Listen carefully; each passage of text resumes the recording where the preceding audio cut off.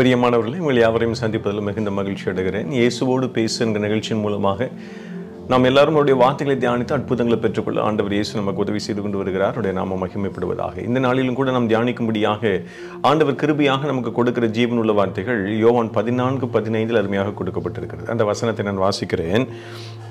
நீங்கள் என்னிடத்தில் அன்பாயிருந்தால் என் கற்பனைகளை கைக்கொள்ளுங்கள். ஆண்டவர் இயேசுவிடத்தில் அன்பாய் இருக்கிறேன் என்று நீங்களும் நாம் அனைவரும் சொல்லுகிற பட்சத்தில் அவருடைய கற்பனைகளை கை கொள்ள வேண்டுமாம். அப்படி இல்லைன்னா அவருடைய கற்பனைகளை கை கொள்ளுகிற யாவரும் ஆண்டவர் இயேசுவில் அன்பு செலுத்துகிறோமா? ஹல்லேலூயா!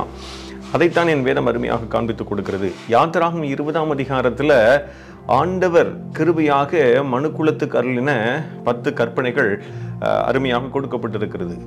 புதிய ஏற்பாட்டில் ஆண்டவர் இயேசு மத்திய 22ஆம் அதிகாரம் 37, 38, 39 2 கற்பனைகள் நமக்கு காண்பித்து கொடுக்கிறார்.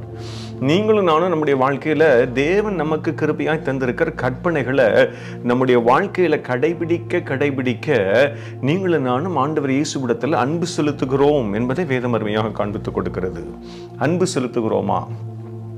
அன்பு செலுத்துவோமையானா கற்பனைகளை கடைபிடிப்போம். கற்பனைகளை கடைபிடிப்போமையானா அன்பு செலுத்துவோம். ஹல்லேலூயா! ஆமாம், அவருடைய கற்பனைகளும் பாரமானவைகள் அல்ல. மத்திய 22:37 முழு மனதோடு, முழு பலத்தோடு, முழு ஆத்மோடு ஆண்டவர் இயேசுவிடத்தில் நீங்களும் நானும் அன்பு செலுத்த அழைக்கப்படுகிறோமா? எவ்வளவு அருமையான வசனம்! எப்படி இந்த அன்பு செலுத்த முடியும்? பெற்றோர்களை காட்டிலும், பிள்ளைகளை காட்டிலும், கணவன் மனைவியை காட்டிலும், மனைவி கணவனை காட்டிலும், ஒருவேளை பாஸ் தன்னுடைய எம்ப்ளாயை காட்டிலும், நம்முடைய வேலைகளை காட்டிலும் நீங்களும் நானும் ஆண்டவர் இயேசுவிடத்தில் 100% அவரிடத்தில் அன்பு செலுத்த அழைக்கப்படுகிறோம்.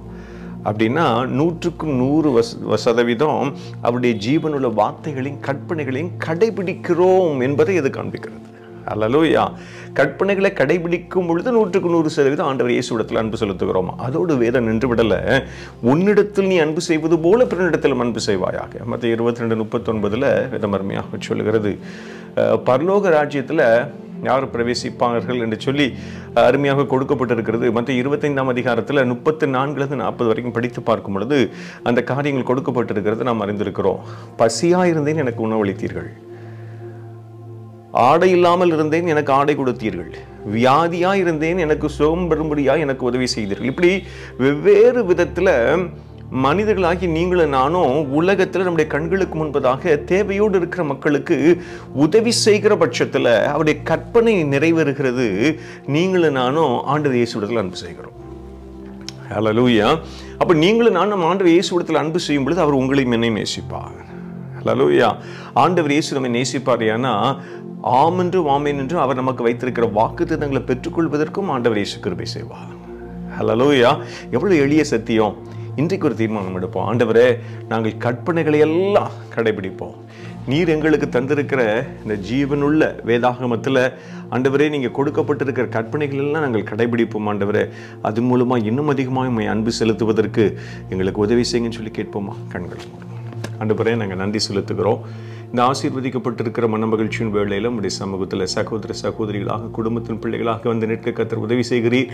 நன்றி செலுத்துகிறோம். கற்பனைகளை கை கொண்டு அதன் மூலமாக உம்முடைய நாங்கள் அன்பு செலுத்துவதற்கு அது தகும் என்று சொல்லி வேதத்திலிருந்து எங்களுக்கு காண்பித்து கொடுத்திருக்கிறீர். ஆண்டவரே, அதிகமாய் கற்பனைகளை கை கொண்டு இன்னும் அதிகமாக உம்மிடத்தில் அன்பு செலுத்த எங்களுக்கு உதவி செய்யுங்க. ஆண்டவரே, தேவையோடு இருக்கிற நபர்கள் உண்டு. ஒவ்வொரு தேவைகளையும், ஆவி ஆத்மா சரீரத்தின் ஒவ்வொரு தேவைகளையும் உம்முடைய சித்தத்தின்படியே கர்த்தர் சந்தித்து கொடுங்க. செய்கிறபடினால் நன்றி. இயேசுவின் இன்ப நாமத்தில் ஜெபிக்கிறேன். ஜெபங்களும் எங்கள் ஜீவனுள்ள நல்ல பிதாவே. ஆமென். Thank you. God bless you all.